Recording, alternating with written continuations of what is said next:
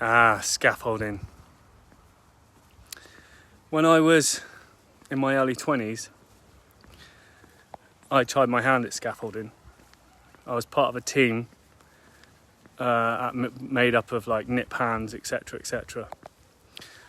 And the guy who ran the firm was a tough guy.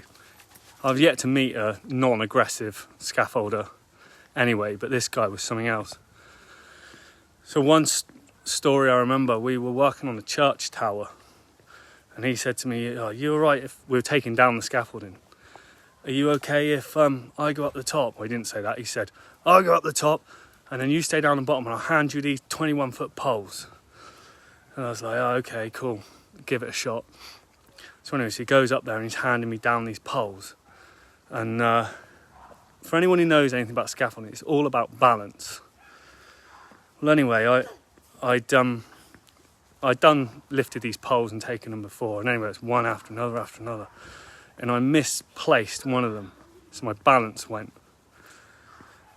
and I thought, oh no, and I span around, fell backwards, and this 21-foot pole, I fell, and obviously fell behind me, and I had a massive crack. Looked around, it'd only gone through a bloody tombstone. So I was like, oh no. So I was still lying, so I looked up to him, and he is going crazy like a monkey at the top of the scaffolding. "You stupid, what are you gonna do? It's gonna cost me an arm and a leg." Oh man.